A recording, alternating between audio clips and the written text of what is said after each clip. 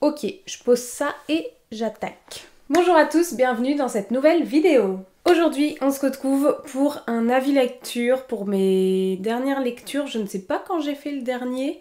Celui-ci devrait sortir, je crois, en octobre et je pense que j'en ai fait un début septembre. Donc en vrai, on est sur un par mois, pour le moment on est pas mal. Il y a deux livres que je n'ai pas ici, dont je vous parle juste après. De toute façon, je vous mettrai la petite image juste ici que j'ai lu. En plus de cela, j'attaque comme d'habitude par ordre de pile, pas par ordre de préférence. Actuellement, la lumière est synthétique à souhait, il est 21h.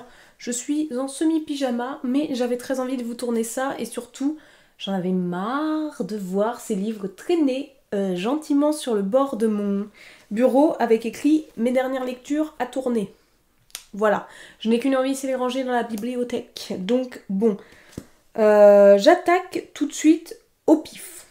Si, je vais commencer avec du négatif plus, avec un livre que j'ai abandonné, que j'ai profondément détesté, qui m'a fait extrêmement du mal.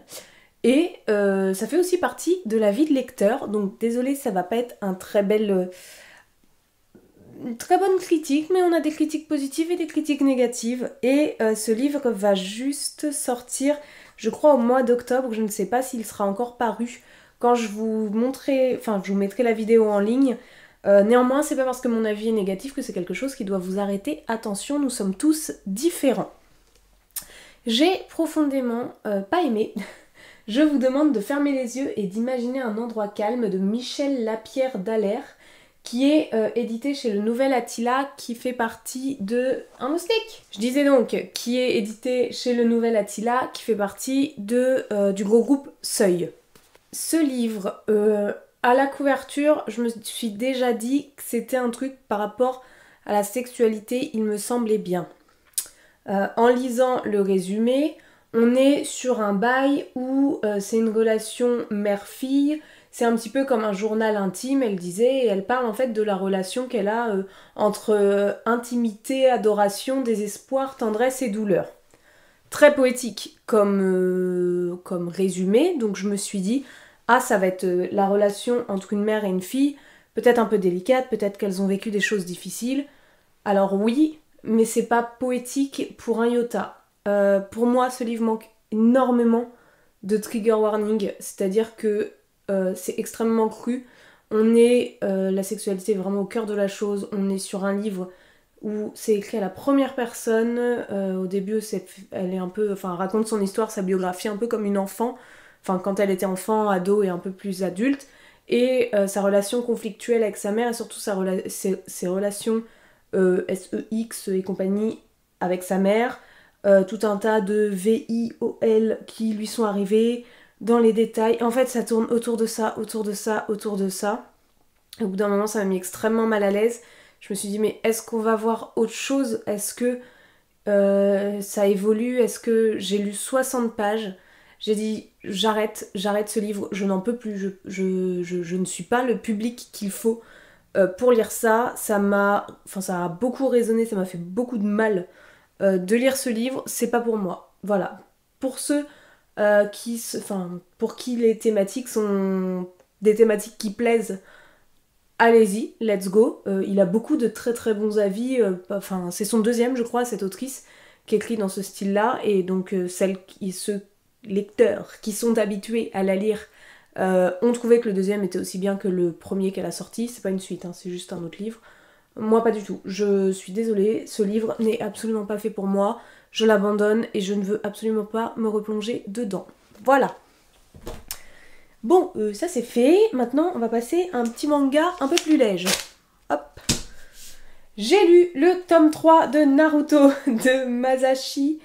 C'est Masashi qui écrit? Oui. Kishimoto. C'est chez Kana, donc le tome 3. Je vous en avais parlé, je vous avais fait un petit blabla du tome 1 et 2 que j'aime pas. J'aime toujours pas Naruto. Il est toujours aussi infect à mes yeux et en mode « Ah, sois un peu plus humble frérot, tais-toi ». Mais en vrai, c'est un peu mieux. Voilà. Je vais pas vous raconter l'histoire de Naruto. Là, on est sur le tome où ils apprennent en gros à marcher sur les arbres sans toucher avec les mains. C'est un faible résumé, mais c'est pour ceux qui ont vu l'animé ou qui auront lu, comme ça vous savez un petit peu où j'en suis. Donc en gros, on est là. J'aime pas Naruto, néanmoins, plus ça va, plus il est un peu plus light, et bon, on découvre des persos intéressants, donc admettons, je vais continuer tranquillement. J'en lis un coup de temps en temps, donc à voir, à voir. Ah oui, les deux livres que l'on m'a prêtés, ce sont deux BD que j'ai lus et que j'ai beaucoup aimé. La première, je la mets juste ici. J'ai plus le titre exact en tête, ni l'autrice, ni plus rien. C'est deux autrices, c'est un livre sur la grossesse et le féminisme. Et c'est un livre qui est vachement intéressant parce qu'il a beaucoup de références scientifiques et il y a plein de petits schémas, de trucs comme ça. Et en vrai, j'ai adoré ma lecture. C'est une collègue qui, quand j'ai annoncé ma grossesse au travail, m'a dit il faut absolument que je te le prête. Et je l'ai séché en 2-3 jours, je crois. C'est un livre que je peux beaucoup recommander, que vous soyez féministe ou non, parce que il parle vraiment de la place de la maman, de celle qui porte, et la place du conjoint ou de la conjointe, enfin en tout cas de la personne numéro 2, qui serait aux côtés, et il y a plein d'aspects scientifiques, plein de statistiques pour laisser sa place à l'autre, etc. C'est trop intéressant. Et il est découpé par mois. Donc moi j'ai tout lu parce que j'avais envie de tout lire. Mais vous pouvez lire, c'est, je sais pas, je dirais à peine 10 pages par mois.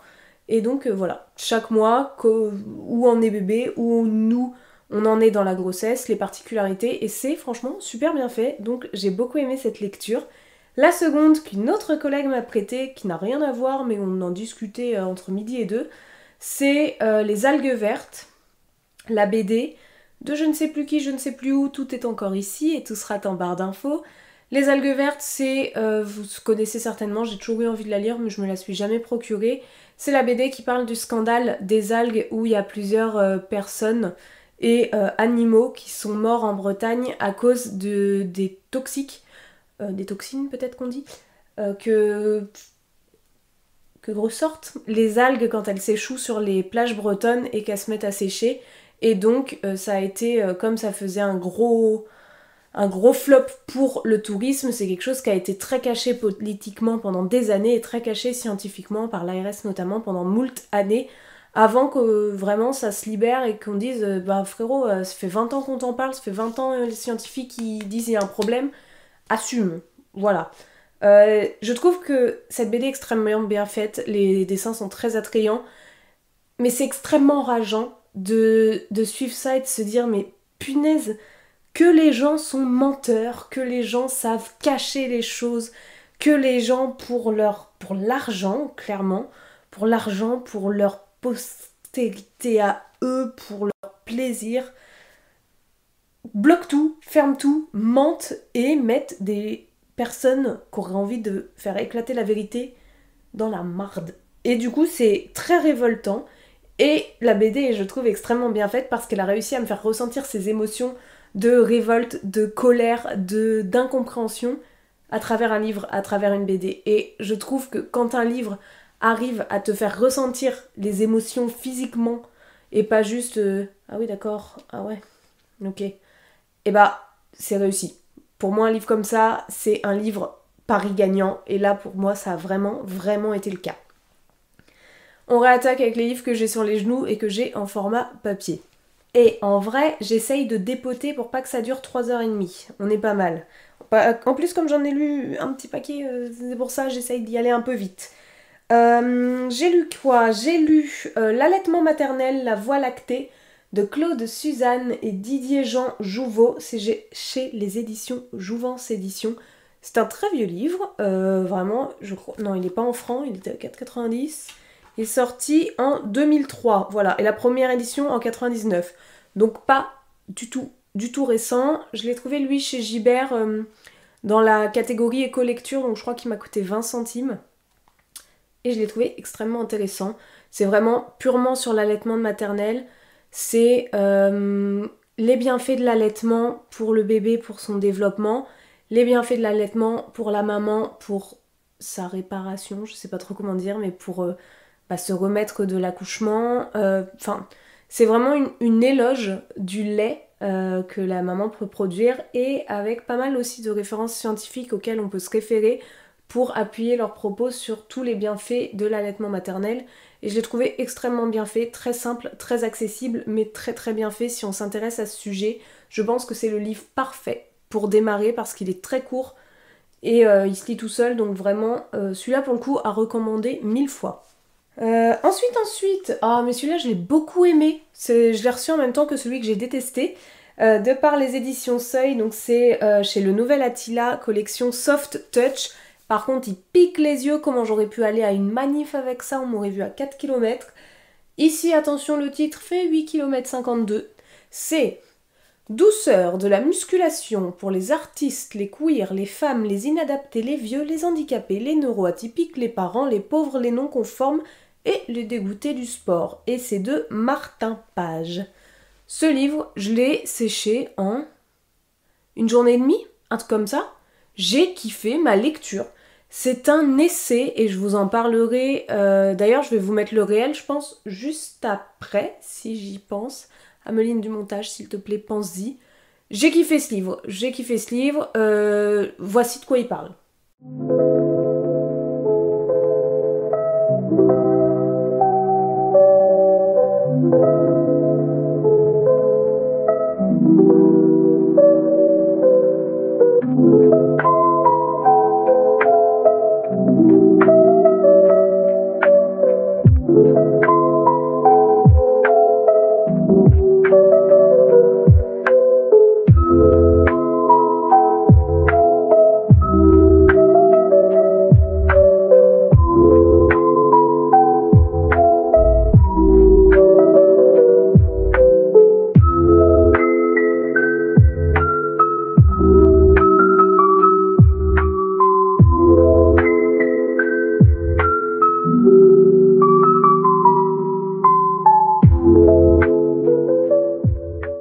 Donc voilà, vous l'aurez compris, pour moi ce livre a été un coup de cœur. Je pensais pas que cet essai résonnerait autant en moi, et pourtant c'est une thématique que je sais qui me plaisait. Et je trouve que Martin Page l'a extrêmement bien développé dans ce livre. Et pour le coup, ce qui me freinait un peu au début, c'est que j'étais un peu perdue dans son utilisation de termes. Un coup, il écrit avec « et eux », comme s'il était une femme. Un coup avec « et » comme s'il était un homme. Et du coup, il explique un peu qu'il est, je crois, c'est non-binaire. Et du coup, au début, j'étais un petit peu perturbée en mode « Oula, il y a des fautes de conjugaison ou c'est moi qui n'ai pas pigé le truc ?» Et après, ensuite, quand tu te concentres sur le contenu, ça change plus rien du tout à la lecture, donc c'est parfait. Donc voilà, celui-là, pour le coup, je le recommande de ouf. Et j'ai vu qu'il en avait fait un autre. Je pense que je vais me le prendre. Et il faut que je reste à l'affût de cette collection Soft Touch là chez le Nouvel Attila. Parce que si c'est des essais de ce genre-là, je pense que ça peut complètement me plaire et me correspondre. Et dans la bibliothèque, ça peut être stylé. Mais s'ils flashent tous comme ça, va falloir mettre la lumière dessus trop longtemps parce que sinon on va finir tous éblouis. Plus que 3 livres. On arrive au bout. J'ai acheté et je l'ai lu dans la foulée. Le Grand Paris après l'effondrement. Donc là aussi c'est un essai de Agnès Sinaï, Yves Cochet et Benoît Thévard. Et ici c'est Piste pour une Île-de-France biorégionale. C'est chez les éditions Wild Project. Tac, il est au prix de 10 €. Mais je crois que je l'ai trouvé chez Gibert d'occasion, mais je ne sais plus, j'ai un doute. Ou peut-être que je l'ai pris neuf, je sais plus. Je pense que la thématique, vous l'avez deviné, on est sur de l'écologie. Ici, on est sur un essai extrêmement scientifique, donc attention, on est sur de l'écologie, voire un petit peu de politique, ils en parlent brièvement, vachement plus poussé qu'un livre qui parlerait de ça assez succinctement, là c'est pas le cas. Ici, on est sur une explication et une invention de la manière dont pourrait être découpée l'Île-de-France dans un futur, je crois, c'est 2050 qu'ils ont imaginé, c'est ça, où l'effondrement aurait entraîné toute une réorganisation, que ce soit politique, que ce soit géographique, que ce soit de réorganiser le travail, réorganiser le rôle de chacun, réorganiser les territoires, toute une réorganisation en fait de l'Île-de-France pour que ça corresponde à l'effondrement, au fait qu'on n'a plus de gasoil, de pétrole et compagnie, et de ce que deviendrait la France et notamment l'Île-de-France dans cette situation-là. C'est très intéressant parce qu'ils imaginent un découpage, je crois que c'est en 8 parties, ou 5, je ne sais plus, de l'Île-de-France, où chacun du coup aurait des métiers souvent liés, qui seraient liés soit au transport, mais du coup en transport léger, parce que plus de gasoil et compagnie, mais surtout liés à la production, à l'agriculture, parce que qui dit effondrement et qui dit plus de pétrole dit plus d'importation, et donc dit faut qu'on mange ce qu'on a chez nous. Donc c'est vraiment une invention, un peu, pas une dystopie, hein, parce que c'est assez réel et ça peut être probable, ce qu'il nous explique, mais c'est très très bien fait, c'est très intéressant. On voit en quoi l'agriculture serait au cœur de nos métiers, comment réorganiser l'espace de vie aussi, en quoi avoir des maisons de 500 mètres carrés pour 2 pélos et 3 voitures, ça n'a absolument plus aucune utilité dans un pays, dans une île de France du coup, où ça s'est effondré. Et c'est pas mal de parallèles comme ça et d'imagination d'organisation de l'espace et du temps qui sont très pertinentes et très intéressantes. Voilà. Je pense que j'ai fait le tour pour celui-ci parce qu'en gros c'est à peu près ça. Et il était bien. Avant-dernier, j'ai lu pas mal d'écologie ce mois de septembre. J'en avais très envie, donc j'en ai lu pas mal. J'ai lu Quelle chaleur allons-nous connaître? Quelle solution pour nous nourrir de Fred Vargas, et c'est chez Flammarion.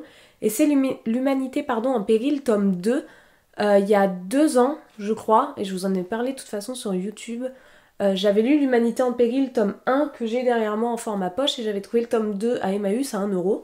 Donc je me le suis pris et je l'avais jamais attaqué encore. Et là je l'ai attaqué et pas du tout accessible, mais ça m'a marqué de ouf. Ici pareil, écologie à fond les ballons et références scientifiques. Parfois t'as des notes de page qui font ça, genre il y a 3 lignes et il y a ça de notes de page d'explications scientifiques. Donc très lourd, très très lourd en chiffres, très très appuyé scientifiquement, très très nourri comme livre, scientifiquement parlant, et beaucoup de données, beaucoup de tout ça. Ici, elle est vraiment focus sur les déplacements, sur justement tout ce qui est gasoil, tout ce qui est... comment ça s'appelle? Évidemment, à force de parler, j'en oublie certains mots. Tout ce qui est énergie non renouvelable, exploitation de gaz de schiste, exploitation de mines, exploitation de tout ça, où elle fait des calculs et où il y a beaucoup d'études qui prouvent qu'en 2030, ça, du gasoil, il n'y en aura plus, ça, il n'y en aura plus, et tous les constats qui vont en découler. Donc si on n'a plus de ça, ça veut dire qu'on peut plus importer, ça veut dire qu'on peut plus emmener tel matériel ou tel truc de droite à gauche, ça veut dire qu'il n'y a plus internet, ça veut dire qu'il n'y a plus d'électricité, ça veut dire qu'on se chauffe autrement. Et en fait, c'est tout ce que peut découler de tout ça, dont elle nous fait part dans ce livre extrêmement, extrêmement scientifique. Je continue à appuyer dessus parce que pour le coup, celui-là est extrêmement dur à lire par rapport à lui. Et on dirait pas comme ça, il donne différemment envie.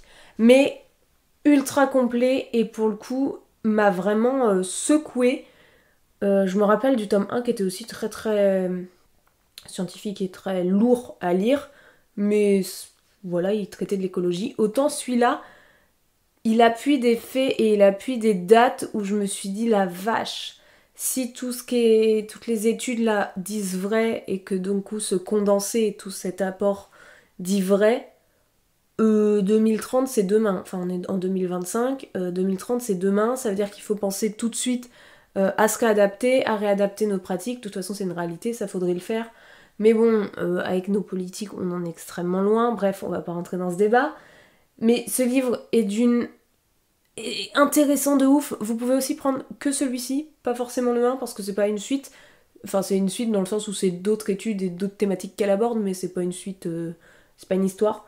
Mais punaise, ça m'a tourné la cervelle. J'ai vu mon meilleur ami juste après avoir terminé ce livre, ou en étant dans la lecture de ce livre, je crois, et j'avais pas encore fini. On a été se balader au forum des assos, et on parlait justement de cette thématique tous les deux sur lesquelles on est très très en accord sur beaucoup de choses. Et je lui disais, mais c'est une folie, comme le temps passe vite, et comme si ça c'est vrai, dans 5 ans, mais frérot, on est à la ramasse quoi. Donc voilà, à lire quand on se sent bien, à ne pas lire dans une période de bad mood, si l'écologie est un sujet qui nous est un sujet sensible, qui peut nous toucher, lisez-le quand c'est pump it up, tout va bien et vous avez envie de bouffer du chiffre et beaucoup de négativisme parce que c'est le cas, mais c'est un constat. Mais j'ai beaucoup aimé. Je vous dis que le livre est redondant, enfin pas redondant, mais ultra lourd à lire et ultra négatif, et je suis en mode, j'ai vraiment bien aimé, je vous recommande beaucoup ce livre.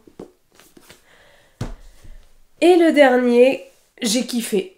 Mais dis donc, mais je me rends compte que j'ai fait une série de lectures ce petit mois de septembre, pas piqué des hannetons, et que j'ai bouffé de la BD. Moi, qu'en lis très rarement, j'en aurais lu... Allez, le manga, il compte pour une, on va dire une du coup avec le manga, avec Naruto, 2 avec les algues vertes, et 3 avec celle-ci. Et Verdun, je vous en avais déjà parlé dans mon dernier update lecture, donc en vrai, je le compte pas. Donc en vrai, j'en ai lu 3, et pour moi c'est énorme, parce que pour le coup, je suis pas une grosse consommatrice de BD, mais celles-ci m'ont beaucoup plu. Et donc cette petite dernière, c'est Moonlight Express de Cléris et Smolderen. C'est édité chez Seuil. Par contre, elle est... Je sais pas pourquoi je dis par contre, mais elle est sublime. Je vous l'avais montré quand je vous ai fait le dernier book haul. Et du coup, entre-temps, je l'ai lu et j'ai kiffé de dingue. On suit du coup, en effet, 2 personnages masculins qui sont... c'est pas 2 inspecteurs, c'est 2 militaires un peu. Hein. Comme 2 militaires. Et une jeune femme qui est du coup la fille d'un des commandants. Cette jeune femme a eu déjà des relations et un passif avec un de ces 2 messieurs. Et ces 2 messieurs sont lancés dans une enquête un petit peu avec... Enfin, c'est une drôle d'histoire. C'est une enquête où il y a un groupe de jeunes qui fout le bazar et qui zigouillent des gens et qui volent des choses. Voilà, on va la faire court. Je crois que c'est en Allemagne que ça se passe, entre autres. Pas que, parce qu'ils se baladent pas mal, ils finissent en Amérique et compagnie. Et donc cette jeune femme, à un moment, revient vers le début du livre, hein, et vient un petit peu mettre son nez dans cette enquête, mais surtout pour savoir pourquoi son amant ne lui parle plus. Et elle va faire la rencontre de ce 2e monsieur, donc le 2e copain, avec qui elle va s'entendre très très très bien, qui est très gentil. Et en parallèle de ça, en fait, il y a un jeune homme qu'ils vont rencontrer, qui est un virtuose de dingue au piano, mais où ils savent pas du tout qui c'est.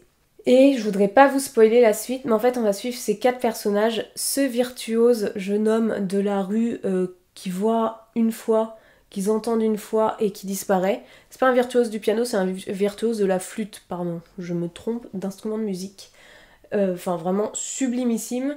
Et nos 2 personnages masculins et notre personnage féminine qui ont du coup c'est pas un trio amoureux du tout, mais c'est du coup l'histoire s'entrecroise dans tous les sens.